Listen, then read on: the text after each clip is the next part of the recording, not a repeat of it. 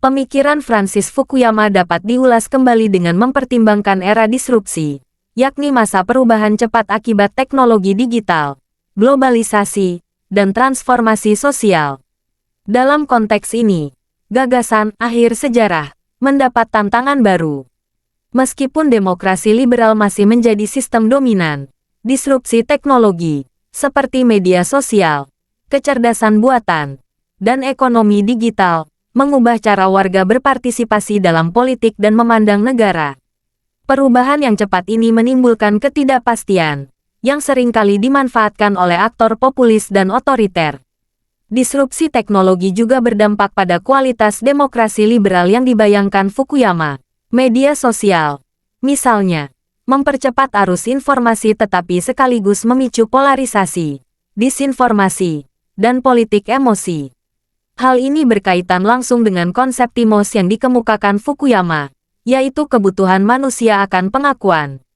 Di era disrupsi, tuntutan pengakuan tersebut semakin kuat dan sering diekspresikan melalui identitas sempit, yang justru melemahkan konsensus demokratis.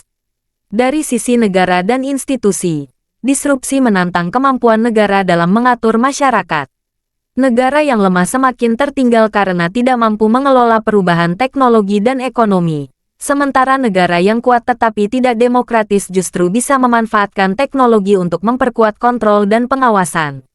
Situasi ini menunjukkan bahwa demokrasi liberal tidak otomatis unggul dalam era disrupsi, dan memperkuat argumen Fukuyama tentang pentingnya kapasitas negara dan rule of law.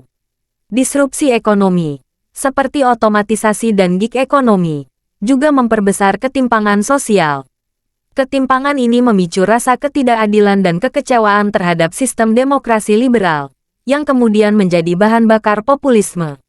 Fenomena ini sejalan dengan analisis Fukuyama dalam karya Identity, bahwa politik modern semakin digerakkan oleh rasa ketidakpuasan dan tuntutan martabat, bukan semata-mata oleh ideologi besar seperti pada abad ke-20.